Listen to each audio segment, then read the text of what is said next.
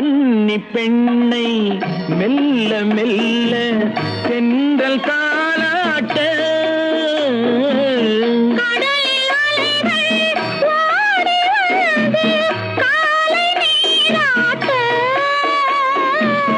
எழுந்த இன்பம் என்ன